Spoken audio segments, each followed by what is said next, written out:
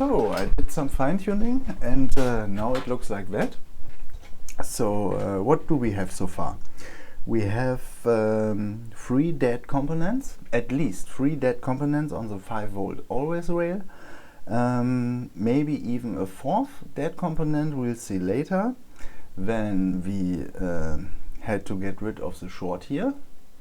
And now the next step is to fill this hole. We want to close this hole again, so we can repair the cut tracks. So which is basically from here to here, very small. Maybe you can see now. Here it goes to here. This is actually the enable for the 3-volt always controller. And then we have some other tracks from here to here. This is, if I remember correct, yeah, it connects to the 5-volt controller, something called 5-volts underscore clock. And this here, the second line here, is the 5 volts, goes to here, is the 5 volts for the audio controller. So we fill the hole till some degree so we can restore the tracks properly, and then we'll close this area completely. So this is what we do now. Let's go.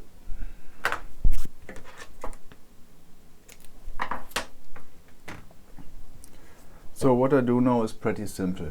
I cover the hole with Kapton tape.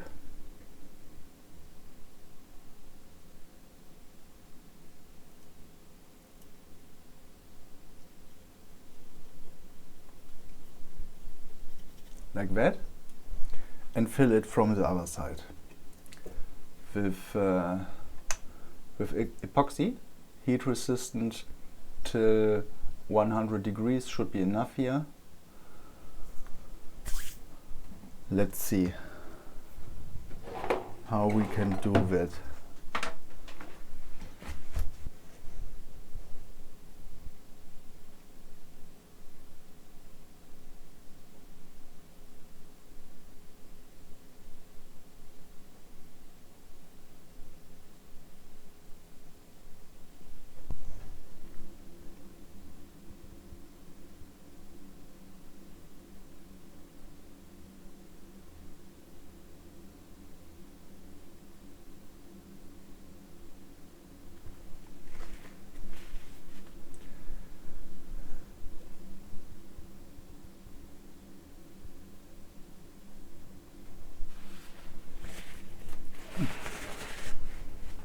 Okay, let's try.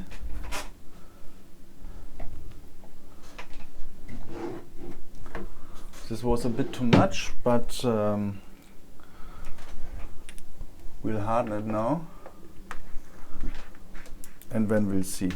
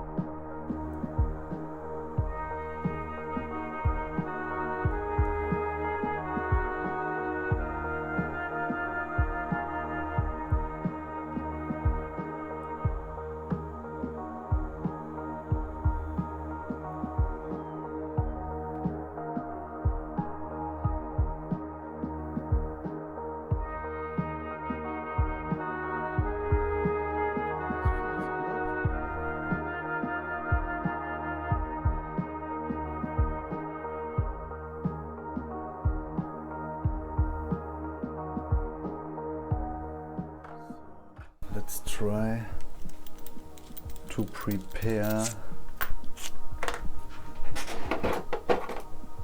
the tracks.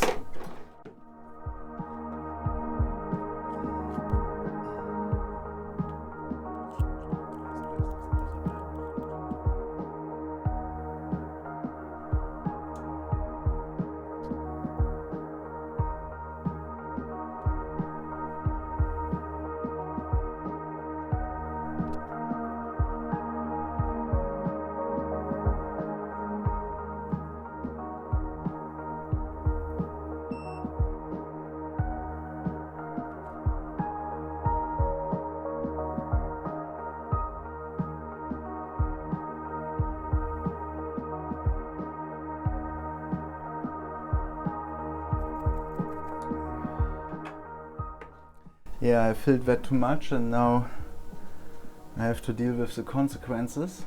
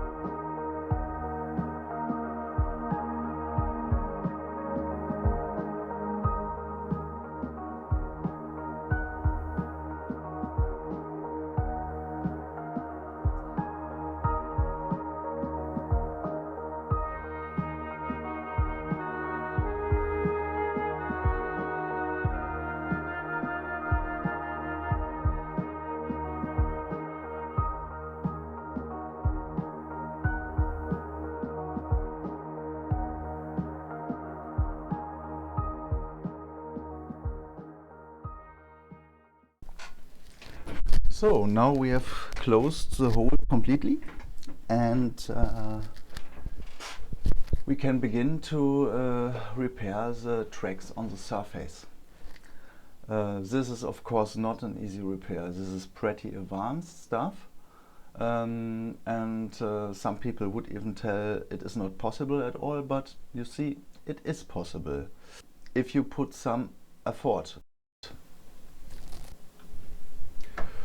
Shouldn't be that hard actually. We have to extend this ground pad. This is the win from the main power rail. This pad is still good enough.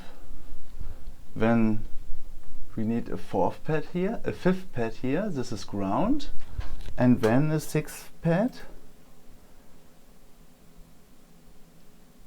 which is the power good signal. Comes from here.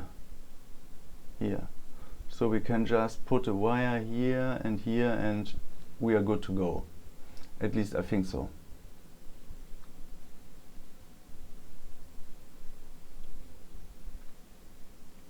Yeah, let's try. And then we have of course put a connection from the main power rail here to the input of the 5 volts controller.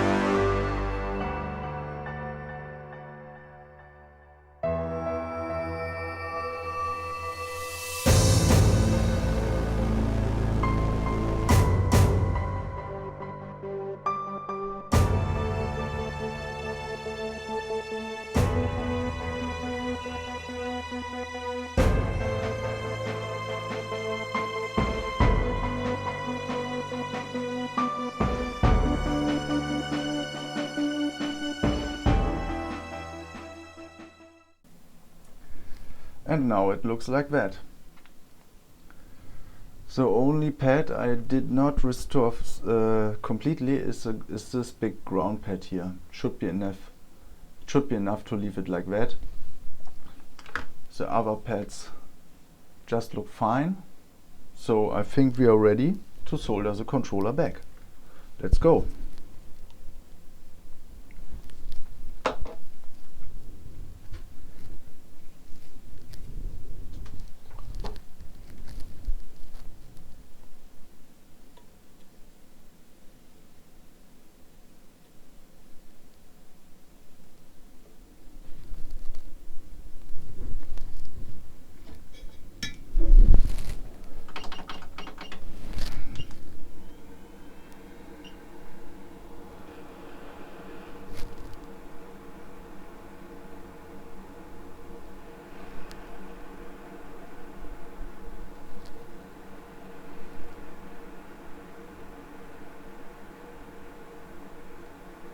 Like that maybe.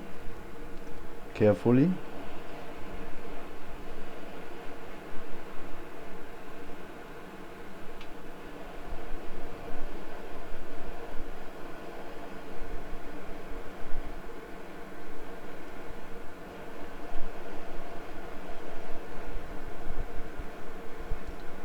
Yeah, this could work.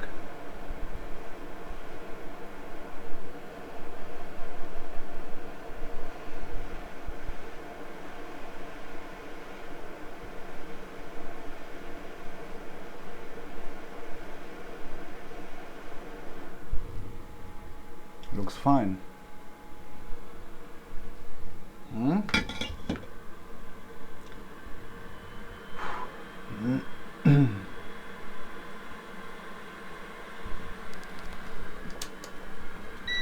Let's check for shorted pads between plus and enable. No short between plus and able, between plus and ground.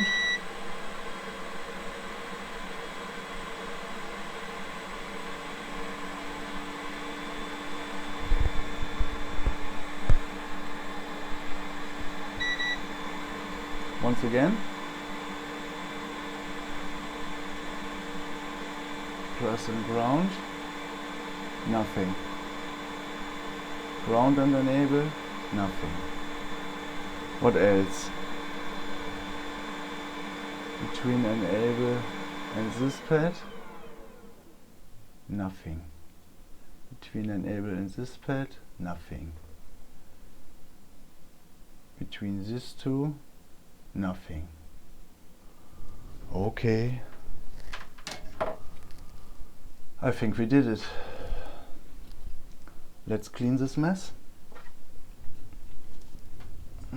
So now we place back the resistors.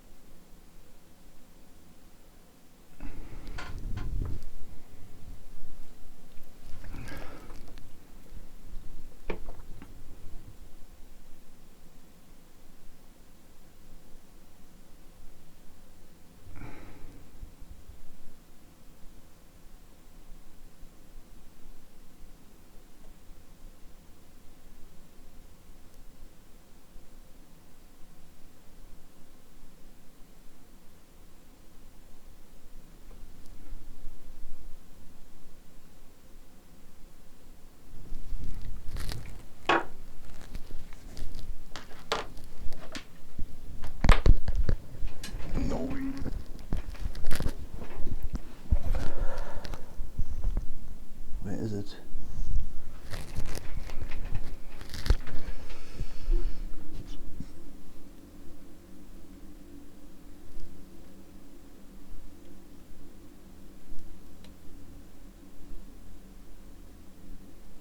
Yes. Okay.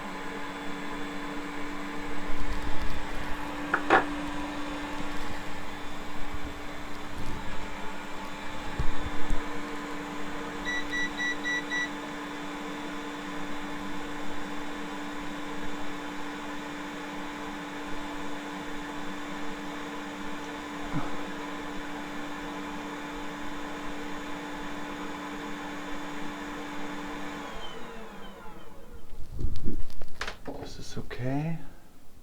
So now the coil.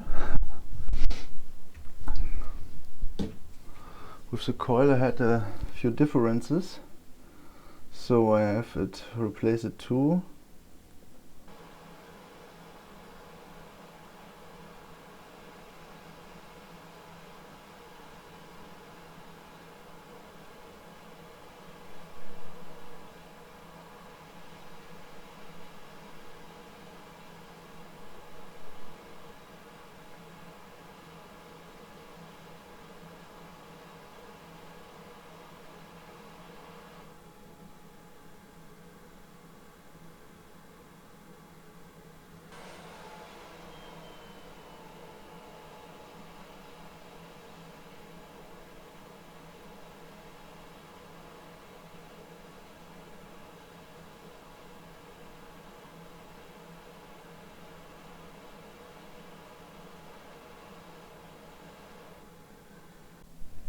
Okay, now I mask as much as necessary and replace the bad components. Also this capacitor, for example, this resistor is still good. Here has to be soldered one capacitor and two capacitors more. The 3 dead components, and when we're ready to test.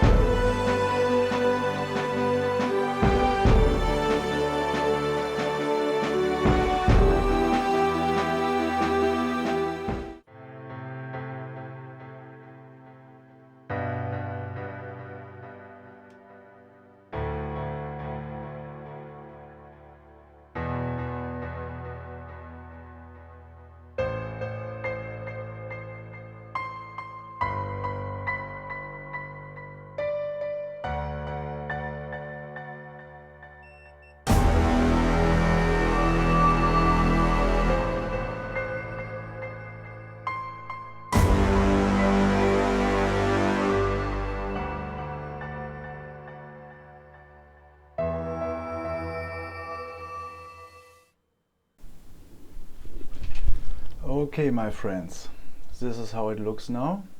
Wonderful. Other side. Here. Everything is good. So once again, we have noticed a deep burn mark in the area of the 5 volts controller when we have drilled a big hole into this area to get rid of all these shorts. When we have noticed more dead components, ESD protection components near the USB port and near the USB-C port, here, and also a load switch. This one here. Where are my tweezers? So this protection diode, and this, yes, this load switch here in this area. When we have restored all the tracks we had to cut before through the drilling process inside between the board layers, and also we had to rebuild the pads of the 5 volt controller and some surrounding components like capacitors and so on. Yeah, and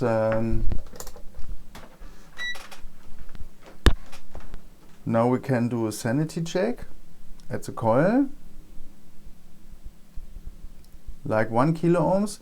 We have already in mind, we have maybe another dead component on the 5 volt always rail on the other side of the board. You know, the small BGA, which has probably something to do with the USB-C, but we try first without removing it. So this one, and main power rail is here. Kilo ohms, mega ohms, even mega ohms. Okay. Yeah, and I think any short here, this is supposed to be shorted, and here, no, this is not shorted, this is ground, this is ground, this not, this not, this not. Looks fine to me. Yeah, this is supposed to be ground. It's the third one. Yeah, this one. Okay. I think we are fine to test. Okay.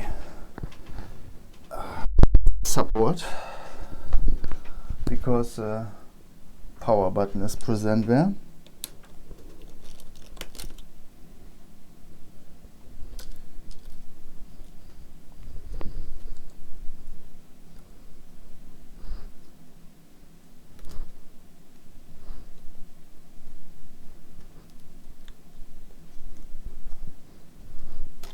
Already enough, yes. So like that.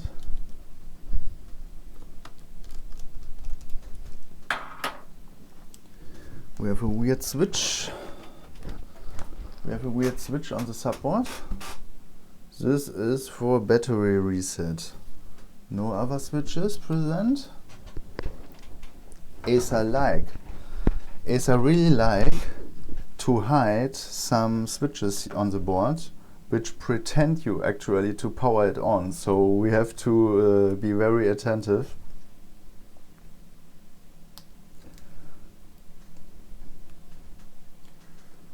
So, okay, with the bench PSO should be fine, no adapter detection. Okay, so PSO, 3, 2, 1, let's go. 4 milliamps, 5 milliamps, and drops to 0. Okay, so now we press the button and draws 900 milliamps. Processor getting warm.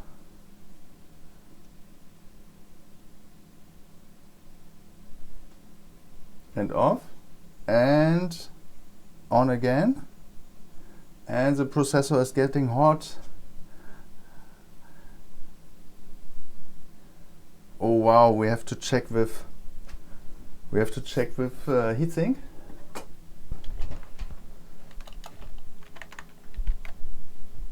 So no caps lock, no num lock, and no display. Let's see what it does when we press Control Alt and delete. When it does reboot, and we have picture. We have picture. No bootable device.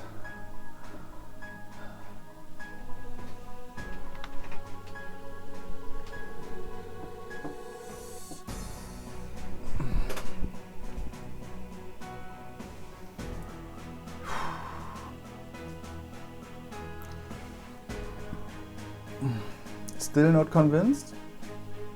We'll cover the exposed wires and tracers, which are not covered yet, and when we'll test it again fully assembled. Okay? We can close this here.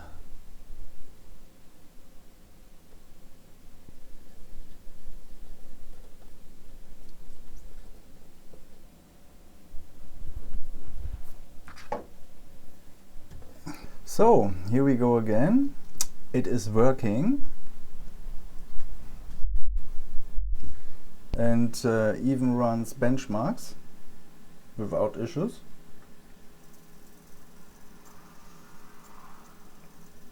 And it also charges the battery. It can run from battery. Yeah. But now the interesting thing. We have two issues left, unfortunately. One issue is, how can I show? The battery LED is not working. The charging LED for the battery is not working. This is one issue. And the second issue is, the USB-C port, the Type-C port, doesn't recognize anything. With one exception. It recognizes a charger. This is one thing it recognizes. Let me show you.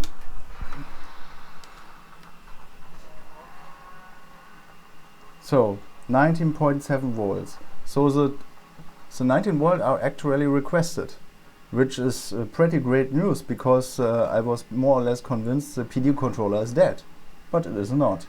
So we have an issue with the data lines somehow. So we have to look at these two things. Let us start with the battery. So this is our connector, SMB1, and the second last pin is called LED power. Let's follow it backwards. When we have a connection here, this is likely not soldered, but we have here a closed pad to 5 volts AUX S5. Let's follow this line. And when we follow this line, we'll see that it originates from our 5 volts controller. So I have probably missed a line and not restored properly. So we have to look for a solution here. Let's check with the multimeter under the microscope. It is pin 12. Which voltage do we get here? It goes to this capacitor here, and we do have 5 volts. So this is not the issue. The LDO is working, and we need to build a connection. Yeah, literally from this capacitor here to the connector SMB1. Here, to this pad, to this pin here actually, because we probably have 0 volts here. Yeah, nothing.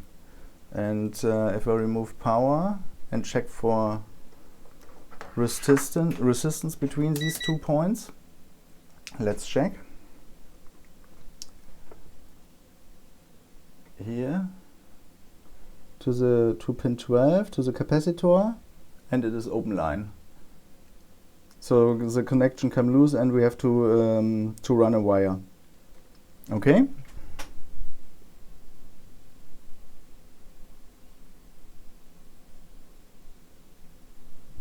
Like that maybe.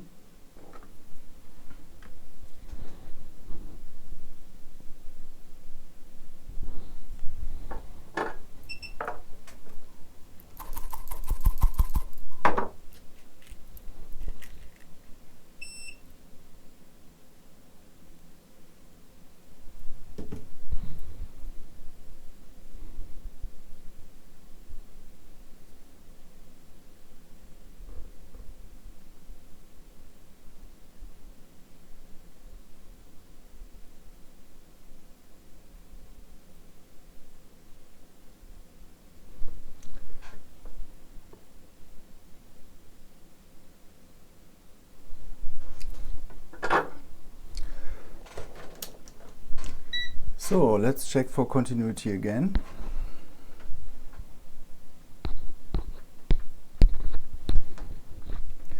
Between this point and connector pin 2, beep mode, once again, and now we do have continuity. Let's check whether the issue with the battery LED is solved. Do we need the battery? Maybe.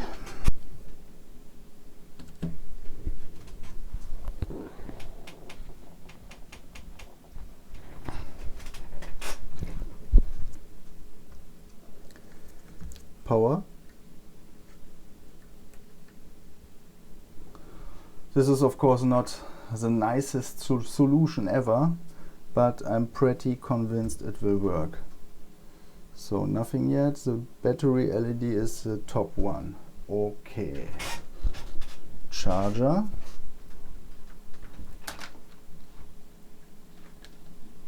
And let's go.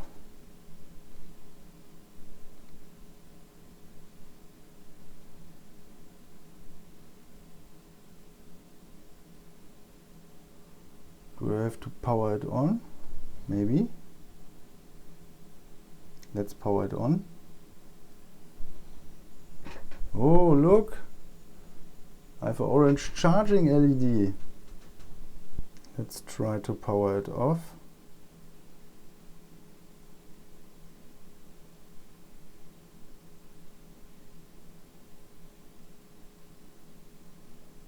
Now. And the charging LED stays on. Wonderful. Now we unplug the charger. LED is off. Plugging the charger. LED goes on. Perfect. This is what we wanted. Okay, guys. This will be the last update from this repair, because the previous owner decided to take it over. So yeah, we leave it like that. The customer doesn't need the USB-C port, so yeah, no point to mess around there. Whereas the Realtek controller, I think it is called RTS 5450S. That's a very complicated PD controller, USB-C controller, which has to deal with these data lines. And yeah, maybe it is somehow damaged or dead or something like that. The problem with this one is it has integrated firmware, and there is no simple way to get the firmware, and B, to program it. So it's it would be an unbelievable hard job, and there is still a chance it isn't even the culprit. Maybe it is just bad data lines going to the PCH. no? So maybe a partial damaged PCH. So yeah, however, it is still working. Touch is also working. I want to check the battery one more time, and then the laptop will leave us. It was still a great repair, and really satisfied and happy about that. I hope you really enjoyed this repair. Although it was pretty long, and we had to deal with really much different things here. However, it was a great experience also for myself. So yeah, I'm happy, and I'm already waiting for the next great repair attempt. Thank you for watching as always. See you next time.